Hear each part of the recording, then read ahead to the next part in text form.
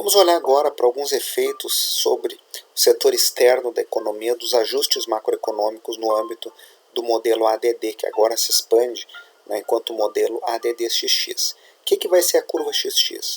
É a combinação entre taxa de câmbio e nível de produto que equilibra o resultado em conta corrente. Vamos lembrar lá desde o início da definição, né, das situações de equilíbrio macroeconômico.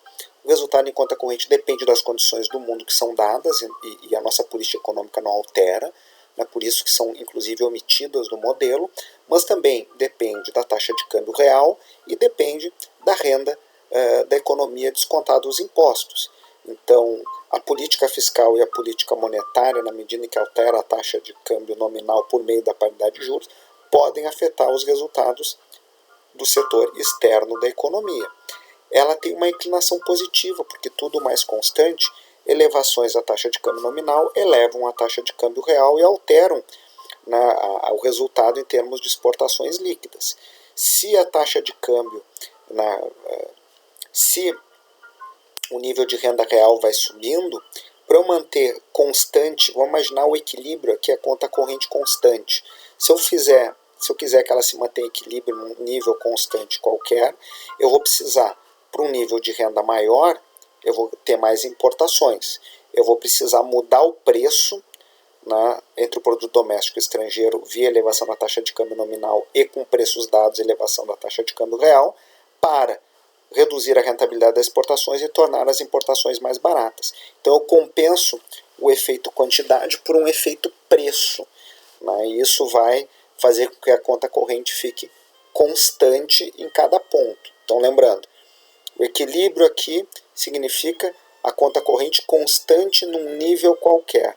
Para que ela se mantenha constante num nível qualquer, na medida em que a renda sobe, eu preciso de uma taxa de câmbio mais alta para garantir este equilíbrio. Portanto, ela vai ter essa declividade positiva.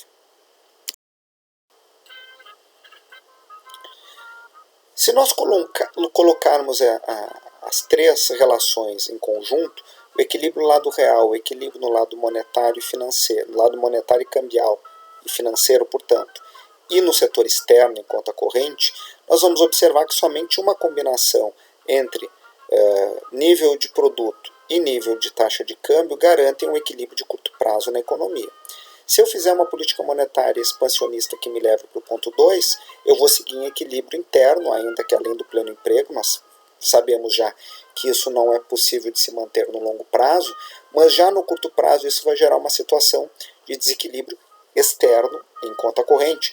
Eu vou ter um superávit excessivo em conta corrente, dado que a minha taxa de câmbio vai estar muito alta para o nível de renda que eu tenho. Ou eu reduzo a taxa de câmbio, ou eu aumento o nível de gastos da minha economia. Por outro lado, se eu for para o ponto 3 ou para o ponto 4, por meio de política fiscal, por exemplo, eu vou estar numa situação também de desequilíbrio externo. A minha taxa de câmbio vai estar baixa demais para o meu nível de renda, incompatível com o equilíbrio externo. Então a dificuldade aqui é manter simultaneamente o equilíbrio nessas três frentes, manipulando as variáveis de política monetária e de política fiscal. Esses dilemas vão ser objeto da nossa discussão mais adiante, com mais detalhes.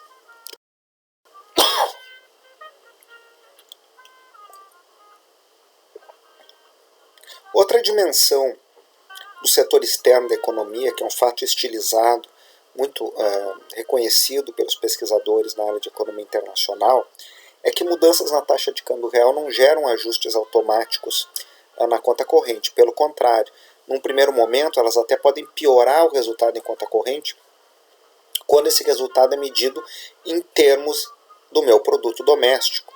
Por que isso? E por que esse resultado vai piorar? Porque quando eu deprecio a minha taxa de câmbio real, em termos do meu produto doméstico, eu vou precisar de mais unidades do meu produto doméstico para comprar uma unidade de produto estrangeiro. E eu ainda não refiz contratos. Eu preciso refazer os contratos de comércio exterior, né, lembrando que a depreciação real da taxa de câmbio, ela gera, né, uma consequência que é tornar o nosso produto relativamente mais barato. O não residente precisa de menos unidades do seu produto para adquirir o meu, mas eu vou precisar de mais unidades do meu produto para adquirir o outro. Então demora um certo período de tempo para que eu consiga mais contratos de exportação e troque os meus contratos de importação por fornecedores domésticos, que eventualmente ficaram mais baratos. Então a ideia é que quando eu tenho a depreciação, num primeiro momento, piora o resultado em conta corrente, e quando esses ajustes reais de contrato se alteram, eu vou melhorando o resultado em conta corrente até que eventualmente eu passe a ter superávites.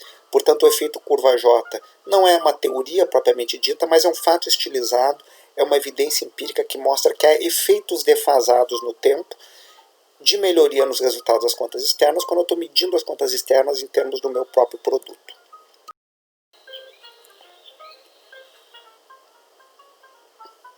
Aqui está, portanto, o resultado, né, o fato estilizado, medindo no eixo vertical o resultado em conta corrente em termos de unidades do meu produto doméstico, no eixo horizontal o tempo, eu faço a depreciação real na taxa de câmbio e o resultado piora de 1 para 2.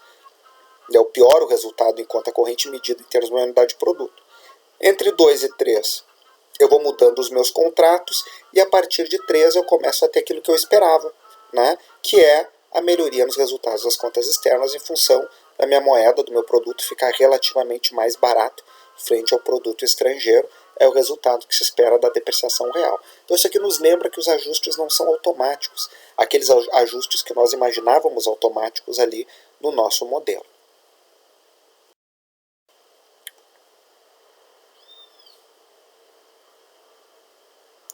Da mesma forma, existe algo que é o pass-through cambial, ou o grau de repasse das mudanças cambiais sobre os preços.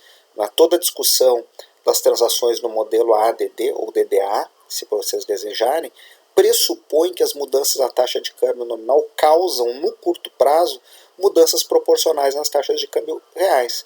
Sempre lembrando que no curto prazo os preços domésticos e estrangeiros são dados.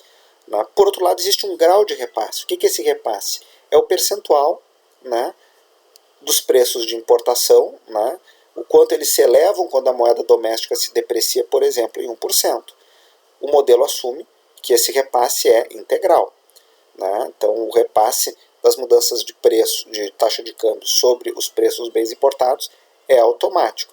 Porém, esse repasse pode ser incompleto, por estratégias de preços, por imperfeições de mercado, e isso pode fazer com que esse repasse seja menor do que a unidade, portanto, os ajustes automáticos ou rápidos do modelo não serem tão automáticos e não serem tão rápidos quanto o que nós estamos supondo aqui.